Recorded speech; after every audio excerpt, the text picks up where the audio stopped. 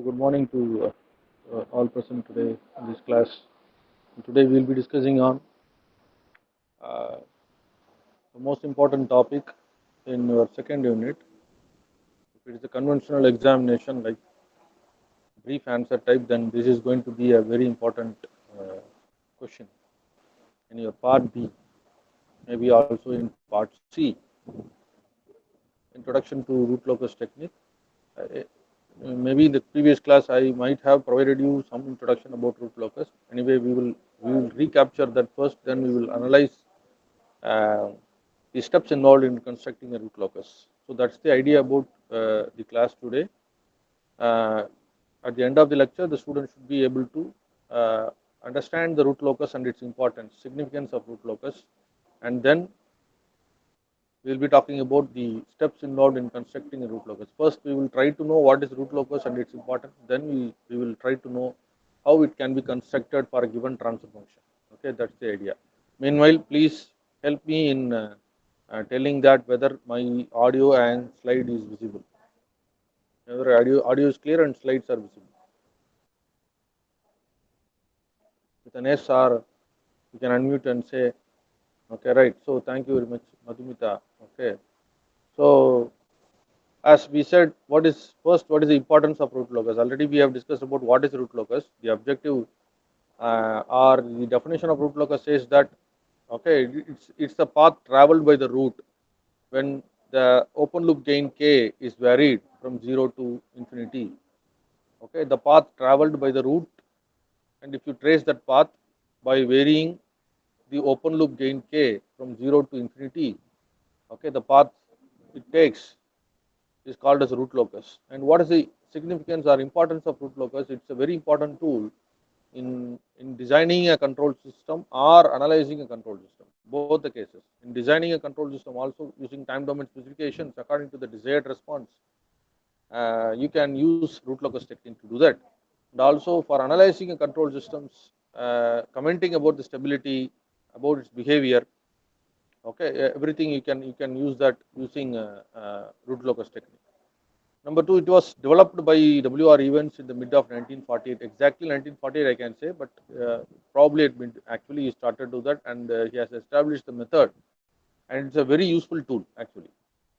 And what is the objective of this root locus is, as I said, in designing controllers for a system will be done by using the closed loop all suitable locations to get a desired output response, and it can be applied for that particular uh, need, as well as the desired response in turn depends on the application itself. You know that based on the application, your desired response may change actually. Okay, whether it is whether you are accepting an oscillation there or you are not accepting an oscillation there. Only I am interested in dealing with the set point tracking, or I am not involved in steady state area and all. So that's the idea. Based on the application, I can define or I decide okay what can be done. And this graphical method, root locus, provides you enough idea about getting those informations. Okay, so that's the importance of root locus. It can be used particularly in design and analysis of control systems. That's the idea. That is the application.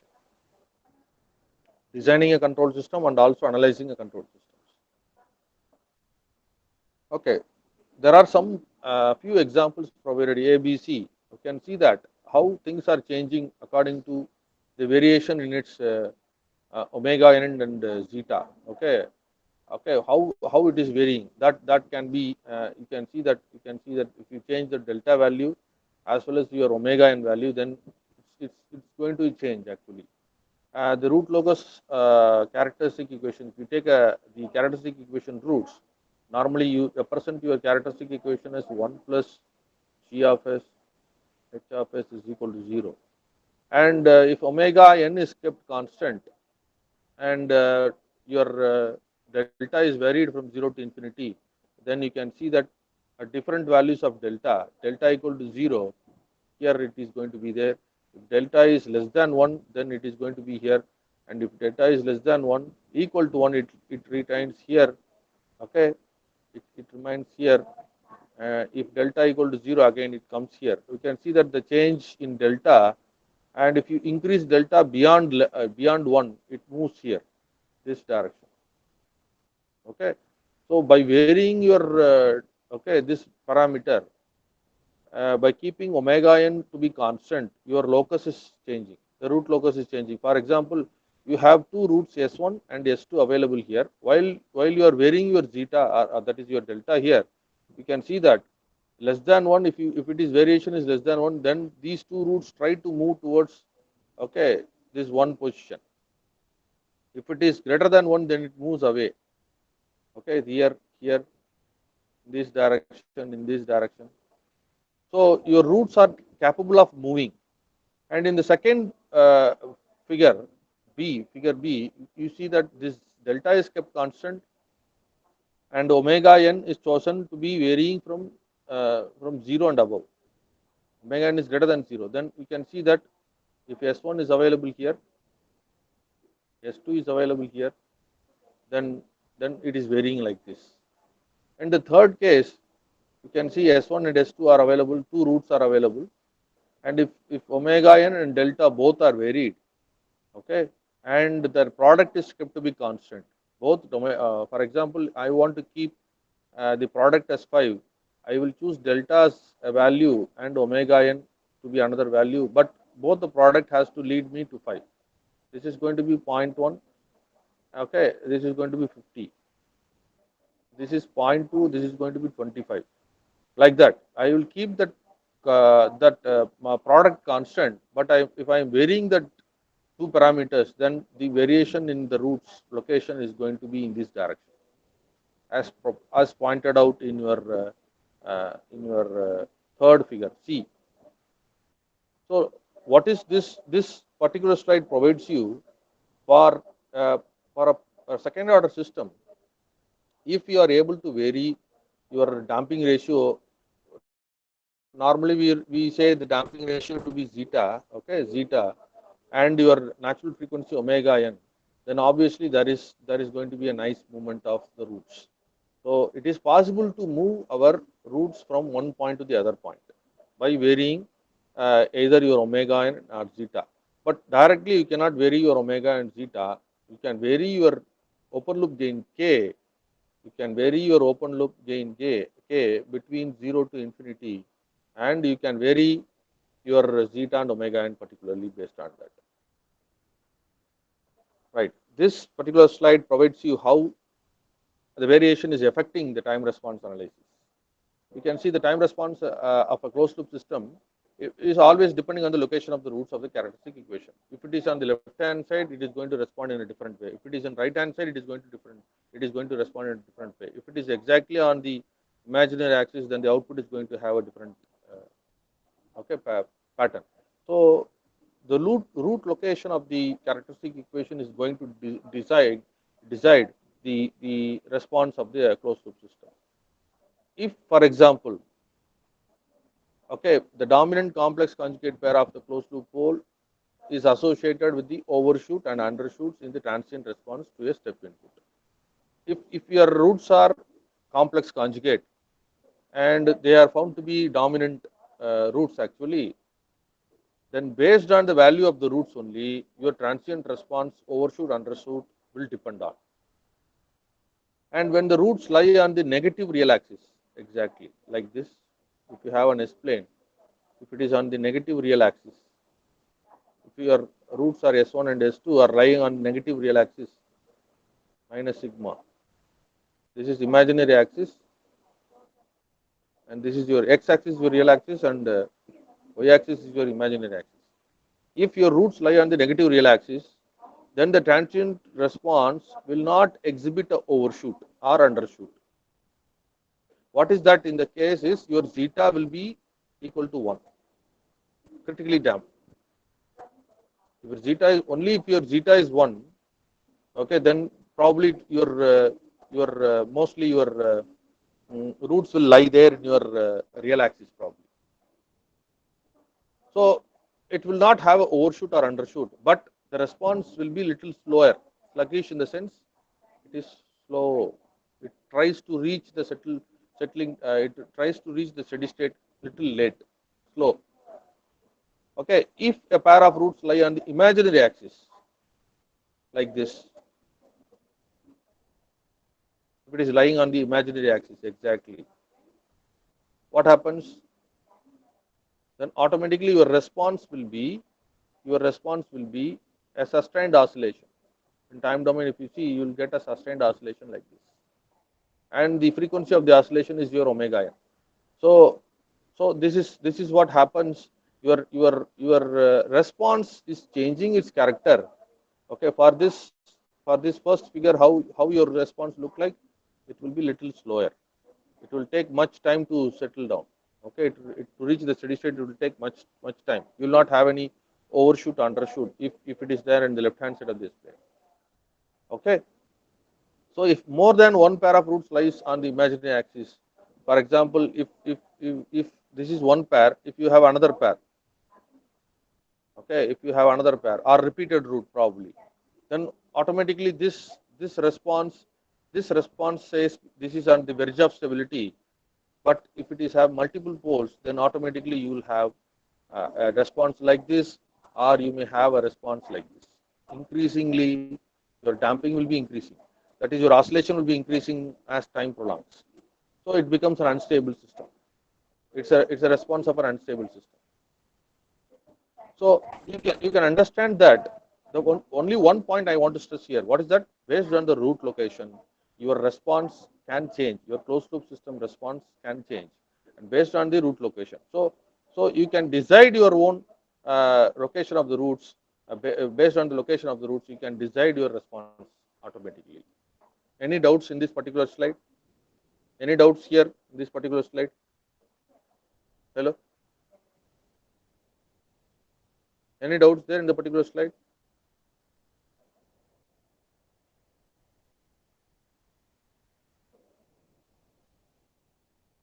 Okay, I will give you a numerical example so that you will be able to understand that. Let us say your closed loop transfer function is looking like this: C of s by R of s is equal to k into g1 of s plus 1 plus k g1 of s and h of s.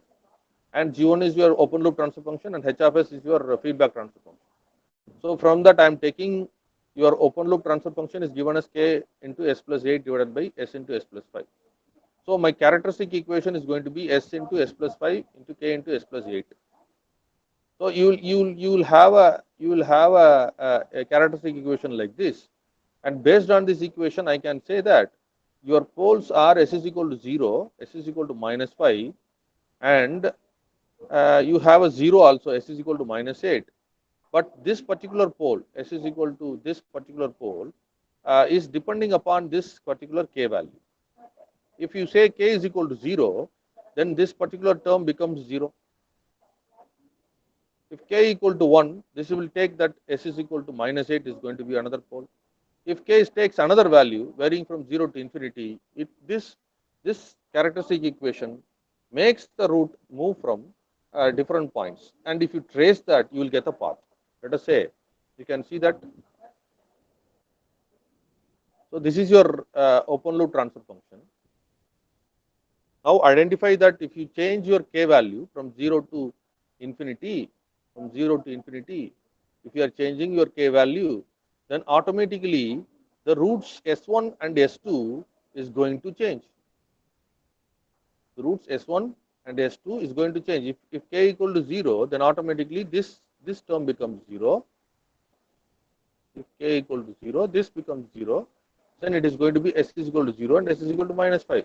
If you put k equal to 1, automatically this becomes s is equal to some different values it takes. It is equal, the second root s is equal to 1. This takes to be s is equal to minus 2 and s is equal to minus 4. Still it is in left hand side. So it is again on the real axis. It is again these two roots are also on the real axis, and these two are complex conjugate. You can see these four roots 1, 2, 3, 4 are complex conjugate roots. Again it has moved towards the real axis. Again it is on real axis. So it moves to infinity, and some other case if you put s is equal to k equal to infinity in this particular arena, and you can see that okay, this is your pole. You can see that here you have a pole, and one more pole is there, s is equal to 0 is there. So what happens? This is going to take different points when you are moving your k from 0 to infinity. At different points, your gain values are also specified. Okay, so this is again a very important concept, uh, which I have explained you using numerical example. So if you have a system with two poles, s is equal to 0 and s is equal to -5, and a 0 at s is equal to -8. Now, if you have a possibility of changing a factor having a possibility of changing the gain k, then automatically these position of these roots and these roots of the characteristic equation 0 and -5 is trying to move, and the shape of the movement is taking it as a circle, and at some point it will try to meet each other, and that point is called as breakaway point. Okay, two adjacent poles, if they meet each other, we call that point, this point. Okay, this is called as a breakaway point. Breakaway point. Here also you have a breakaway point. Two. Okay, so possibly you cannot say this is a breakaway point, but they are meeting it actually. Okay, this is break in actually. We say because this is break in because the adjacent poles are there here, and the point is between them. Here you are having adjacent zeros. What is the adjacent zero here is 0 at -8 and 0 at infinite. So okay, we will discuss about this breakaway and break in when we are dealing with the steps involved. Okay. So what this slide provides you an idea is, this slide provides you an idea uh, that if you are varying your k, numerical example of varying your k from 0 to infinity, so your location of poles are also changing. Okay. Okay. So the next slide provides you information about the properties of the root locus. The properties of the root locus. So if you have two number of roots will be equal to number of root locus branches, that we have already discussed in the previous class. And the points in the root locus should satisfy these two conditions, the magnitude and phase condition. I obtained these based on this expression. What is this expression? This is the characteristic equation. What is this characteristic equation? Says 1 plus k into g1 of s into h of s is equal to 0. So g1 of s, h of s is equal to, from this I can write it like g1 of s, h of s is equal to, okay, minus 1 divided by k. And if I take modulus of that, modulus of by means I am trying to find the magnitude. I will get it like 1 by modulus of k. K may be positive or negative. Okay, this is going to remain the same because it's a magnitude condition, and this has to satisfy this condition. And based on this, you always try to find what is the frequency domain specifications. Also, later we are dealing with, when you are dealing with third unit, you will be talking about frequency domain specifications. You will try to note down that also. So if a magnitude condition of this structure is obtained, and if your root locus, if your point on the root locus and its magnitude can be obtained by satisfying this equation. Also, it has to satisfy the phase angle condition. So if you have a root locus like this, let us say, assume that you have a root locus like this, that is this particular graph. Okay, the path taken by the roots, and every point in this root locus has to satisfy this magnitude and phase condition. Only if this satisfies this magnitude and phase condition, then you say that is your root locus branch is there. Okay, your root locus is passing through that, and this condition is obtained using your characteristic equation, stability condition. Now you see that what you are getting minus 1 by k, and this minus 1 k by k, based on the k value, may take an even multiple of 180 or odd multiple of 180. If it is odd multiple of 180, then it is going to be 2k plus 1 into 180, and if it is even multiple, then it is 2k 180. Because why do you have a 180 degree? Because only if you have minus 1 here, if you say that, if you take a plane, S plane, this is a positive real axis, this is a negative real axis, and you can see that all the negative numbers are lying on, this is 0 degree, this is 90 degree, this is 180, and this is 270, and back to 360. So you can see that all the negative real numbers are lying on 180 degree line. You can see if it is -1 or -2 or -20 or whatever the negative numbers, negative real numbers always lie on the negative real axis, which is exactly 180 degrees. So you are getting a 180 degree here, and it changes accordingly based on the k, the value of the k, and the k may be greater than 0 or less than 0. If it is greater than 0 or equal to 0, it will be having an odd multiple of 180, and if it is less than or equal to 0, then it will have even multiple of 180, and k may vary from 0 to infinite. Okay, this is the condition for you may be asked for a, you may be asked for a 2-mark question or a 1-mark question in root locus in a objective type question. You can say that, okay, the magnitude condition and the angle condition is this 1 by, normally they will write it like 1 angle plus or minus 180 degree. Okay, this is your actual condition for root locus. But if you are involved with if a finite value of k factor, then you can also include that k factor, and based on the k value, it is going to change like 1 by modulus of k and 2k plus 1, 2k into 180 degree based on the k values. Okay, right. Any doubts so far? Any doubts so far?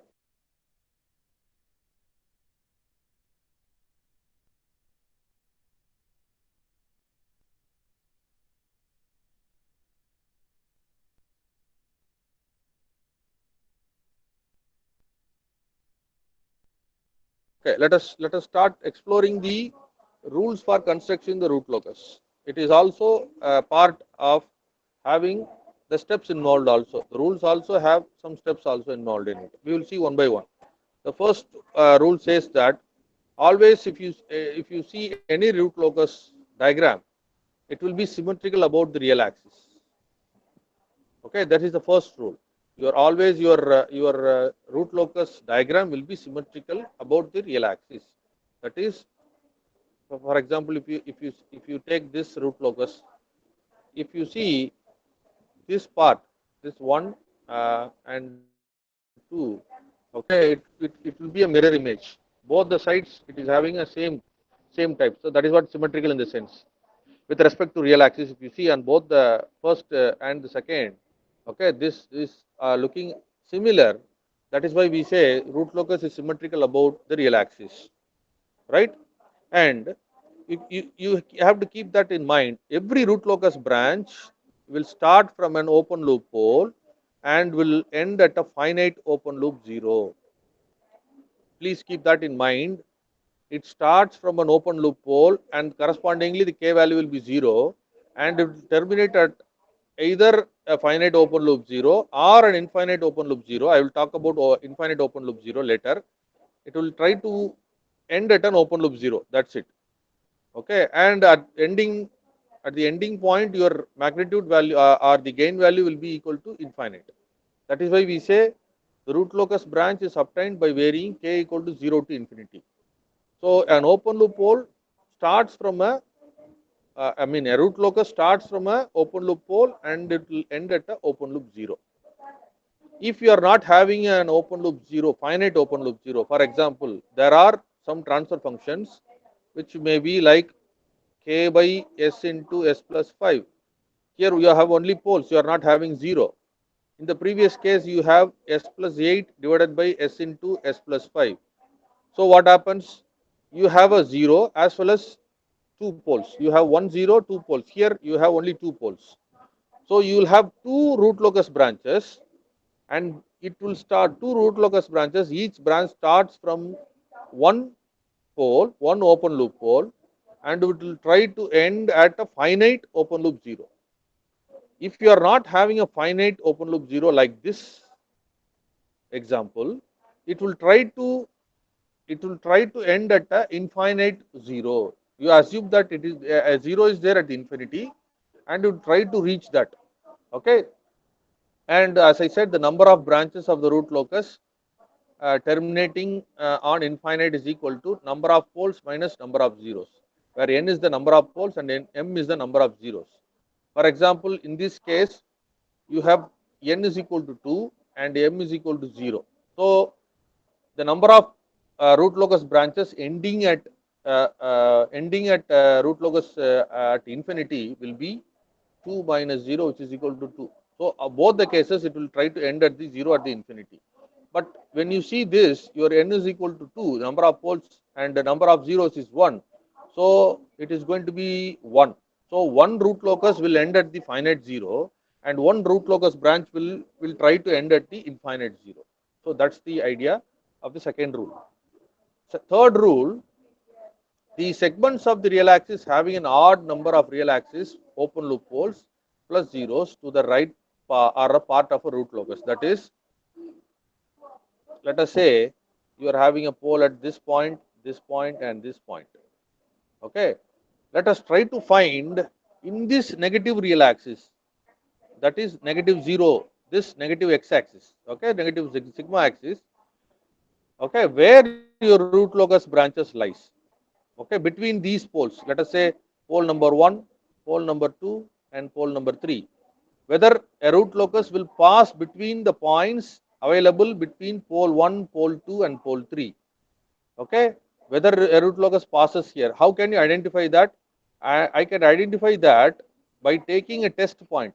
How can I test any test point, any point? Let us say if this is 0, this is minus 1 and this is minus 5. Let us say an example. If I am taking a point like minus 0.5, that is my test point. Okay, minus 0.5. To the right side of this point, how many poles are there? To the right side of the point, minus 0.5, how many poles are there? You have only one pole, which is P1, which is S is equal to 0. It is an odd number. So, possibly you will have a root locus passing through that point. Are you following that? Okay, you can see that you are taking a test point here at 0.5. To the right side of the point, you have only one pole and 1 is an odd number. So, what I can say at to this point, a root locus is passing through the point. And this condition continues to be true up to this point. Up to this, what point? Up to minus 1. Even if minus 1 is taken as test point, if you see to the right side of the point, you will have only one pole. 1 is an odd number. So, from 0 to minus 1, you have a root locus branch passing through that. But if I am taking a point across at a point as minus 2, now at minus 2, to the right side of the minus 2, how many poles are there? You have two poles. What is the P1 and P2? That is 0 and minus 1, which is a even number. So, you will not have a root locus branch passing through this point. And this condition exists or continues to be true up to minus 5, even if you take a test point of minus 5 and you see, if you see to the right side of the point, you have only two poles, which is an even number. So, up to minus 5, you will not have a root locus branch from the point minus 1 to minus 5, you will not have a root locus passing through that. But if you take a point after minus 5, let us say minus 7, if you take a minus 7, so what happens? To the right side of minus 7, we have three poles, P1, P2 and P3, which is 3, which is odd number. So, odd number makes an idea or provides an idea that through 0.7 you have a root locus branch. Up to infinity, this condition will be satisfied or condition will be continued. So, this particular rule 3 provides an idea that identification of root locus branches available in the real axis. And rule number 4, already rule number 2 has provided me an idea that my root locus branch will start from an open loop pole and will try to end at an open loop 0. And the 0 may be a finite 0 or it will try to reach the open loop 0 at infinity. Who is going to take this root locus branch? Who is going to guide this root locus branch to reach that open loop 0 at infinity? Okay, this line called as asymptotes are the guiding lines. Asymptotes are the guiding lines which takes the root locus branches to start from open loop pole to reach the zeros at the open loop zeros at the infinity. Okay, when I am taking an example and I am trying to solve that, you will be getting an idea. Or I will try to show a diagram. Maybe that may have that. You can see that the dotted lines available here. You can see that these dotted lines. Okay, these dotted lines are called as asymptotes. You can see that parallel to the asymptotes, you can see that these dark black lines, the root locus branches, are traveling in this direction. Okay, understand? So these dotted lines are called as the asymptotes. They are the guiding lines which takes the root locus branch to reach the open loop zero at infinity. How to find the angle of the asymptotes? And that is given by this formula. Phi is equal to 180 degree 2q plus 1 divided by n minus m, where n is the number of poles and m is the number of zeros. Okay, and q varies from 0, 1 to n minus m, because only you are supposed to guide those root locus branches which are to be reach or which has to reach the infinite zero. Finite zero, there is no need for guiding and all. You can take the root locus branches directly, but you need a guiding line to take your root locus branch to reach your zero at infinity. Okay, so your q varies from 0, 1, 2 up to n minus m, the number of poles minus number of zeros. And this is a very important formula. You may be asked in a objective question also. 180 into 2q plus 1 divided by n minus m, where n is the number of poles and m is the number of zeros. Right. We have another point called as centroid. We call that as centroid. What is a centroid is the meeting point of asymptotes in real axis. Okay, from where your angle has to be taken, where these two asymptotes or three asymptotes or four asymptotes will meet the real axis. So that point, the point of intersection of the asymptotes with the real axis is called as centroid, and the formula for that, it is denoted as sigma a, and the formula is sum of poles minus sum of zeros divided by number of poles minus number of zeros. And again, it's an important formula. It's an important formula. Sum of poles minus sum of zeros divided by number of poles minus number of zeros. Right. Rule number 6 or step number 6. After pointing out the intersection point, what you have to do? If you have adjacent poles at the real axis, there is a possibility of getting a breakaway point or a break-in point. A breakaway is a point between adjacent poles. Okay, what is a break-in point? A break-in point is a point between adjacent zeros. Adjacent zeros. If you have adjacent poles in the real axis, then there is a possibility of having a breakaway point. If you have adjacent zeros in the real axis, then there is a possibility of having a break-in point. And for that, what you have to do, you are supposed to find what is k. Okay, from your 1 plus g of s h of s is equal to 0. You are supposed to find what is k. K is equal to, you will get an equation, plus or minus any equation. Then find dk by ds equated to 0. Find the values of the roots and substitute that in your k equation. If k is said to be positive, then that point is a breakaway or a break-in point. If k is negative, that is not a point. Okay, while you are solving a problem, you will getting that, right? We will see that. Then if you have a complex open loop pole or a complex open loop zero, then there is a possibility of having an angle of departure or an angle of arrival respectively. If it is an open loop pole, then you are supposed to find the angle of departure, and if it is a open loop 0, then you are supposed to find the angle of arrival, and the formula for finding out this is 180 degree 2q plus 1 plus phi, and 180 degree plus 2q plus 1 plus phi, and this phi is going to vary based on the angle what we are going to obtain. We will discuss about this angle of departure and arrival detailed in a detailed manner, maybe in the consequent slides. So this will be needed only if you have a complex open loop pole or a open loop 0. You may also have some systems having only real poles. So in that case, you doesn't want to go for an angle of departure or angle of arrival. Okay. And finally, you are supposed to know where your root locus branch cross your imaginary axis. That is at the verge of stability. So okay, so for that, what you normally do, you can use either Routh array.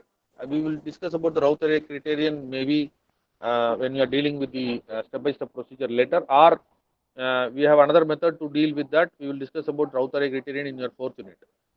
So what we have to do alternatively, we can use either Routh array criterion, or you can substitute S is equal to j omega in your characteristic equation.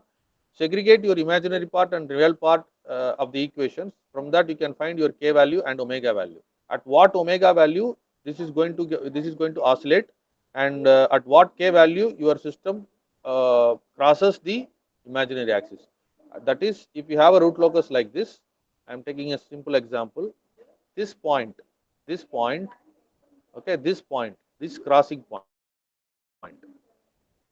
okay, this crossing point, what is the value of k can be found using this technique. In 1 plus g of s h of s is equal to 0, you substitute s is equal to g omega, then separate your real and imaginary equations, imaginary part of the equation.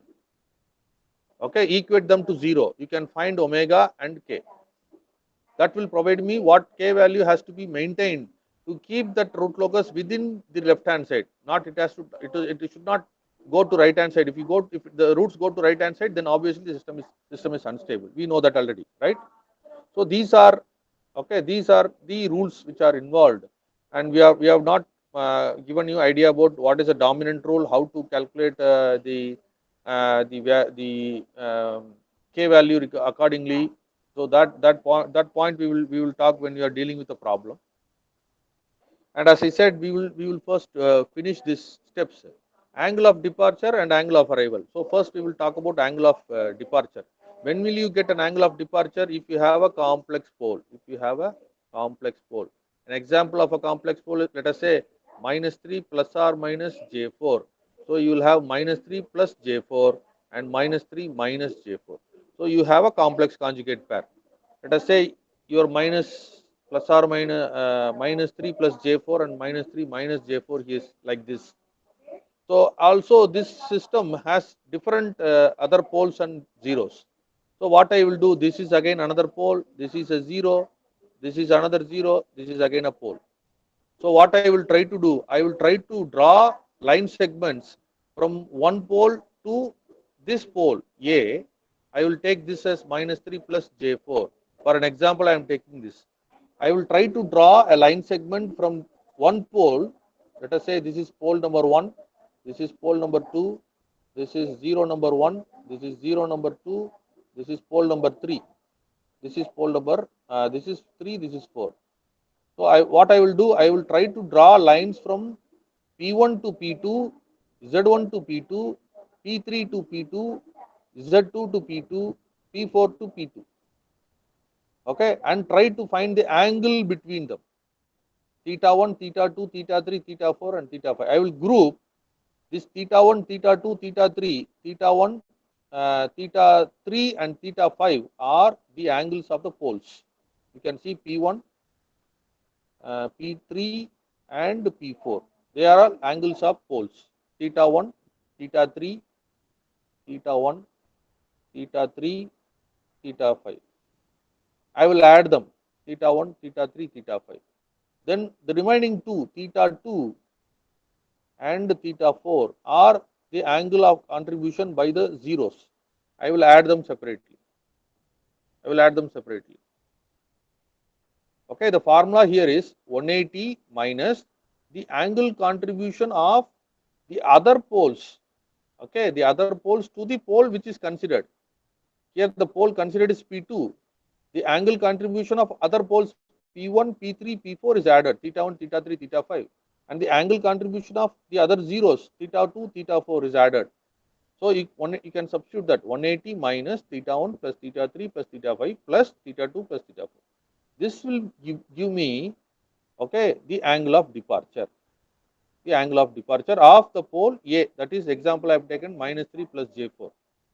And what will be the other pole's angle of departure? A star, that is your minus 3 minus J4. It is going to be the complex conjugate of whatever you have found. It is not exactly complex, negative of that. For example, if I am getting it is minus 120 degree, then for this particular, you will get it like plus 120 degree. If the angle of departure of this pole, minus 3 plus J4 is minus 120, then minus 3 minus J4 is going to be 120, the negative of that. So it is enough to find at least one pole, the angle of departure for one pole. Okay. The same way, you can do it for angle of arrival also. Okay, angle of arrival comes only if you have complex zeros. Complex zeros. You can see that you have a complex zero here, you have a complex zero here, the other zeros are here, 1. So this is Z1, Z2, Z3, and the poles are P1, P2, and P3. So again, what I do, I will try to find the angle of arrival of Z2 and Z3. First, I will start with Z2. What I will do, I will try to draw the line segments from other zeros and poles, okay, and try to find the angle between them. Okay. So what is the angle contribution of zeros? It is going to be Z1 and Z3. The angle contribution of zeros poles will be P1, P2, P3. That is theta 2, theta 4, and theta. So the formula is slightly changed. This is going to be for zeros, and this is for poles. And the remaining are same. What is that? 180 minus. That is going to be same. And the angle of arrival for the other pole Z3 or pole B is going to be minus of that. So if you get 80 degree here, you will get minus 80 degree here. So when do you go for complex zeros? Angle of arrival or angle of departure.